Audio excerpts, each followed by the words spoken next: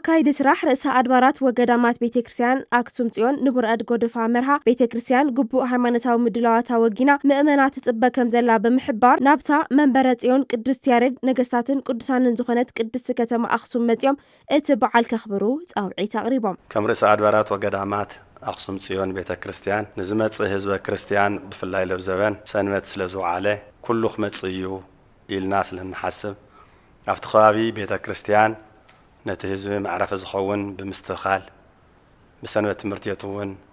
እግረ ብምሕጻብ አድላይ ዝበሃል መኽፈልቲ ብምድላው ዓብይ ምድላዋትና አጠናቅና ኣለና ስለዚ መላእ ህዝበ ክርስቲያን መጽኢኹም ክትሳለሙ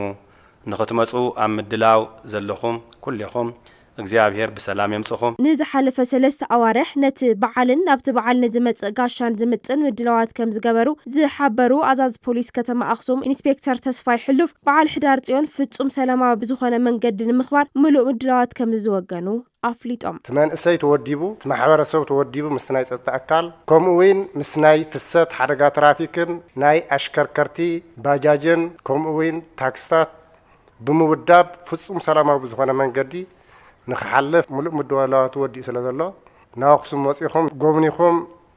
كتكودو ياو صاوعتنا نقرب لعلي 2 مليون حزبي ናብ ከተማ አክሱም ከአቱ ተባሂሉ ከም ዝግመት ዝሓበሩ ከንቲባ ከተማ አክሱም አይተትኩ ኃይሉ አጋይሽን መቀባልን አትየምውን ዕጉባት ኮይኖም ንኽምለሱ ዘኽእል ምድላዋት ከም ዝተወገነ በመሕባር በዓል ሕዳር ጽዮን ንምኽባር ዝመጹ ወገናት ብዘይ ዝኾነ ስግኣት በሰላም ክመጹ ጸዊዖም ናብ ልዕሊ 2 ሚልዮን ዝኸውን ህዝቢ ናብ ከተማ አክሱም ክመጽዩ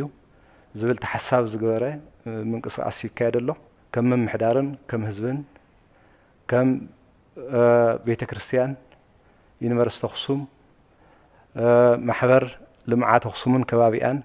خوينا تاساسيرنا اغايشنا مقبالن تبعال سلاماو بزخونه منغدي نمكيادن ام مسرحينا صنيحنا زلنا مالتي زبعل زي تنغورو زلنا منقصاص نتخمصيتو هايل زغمس زلغاشا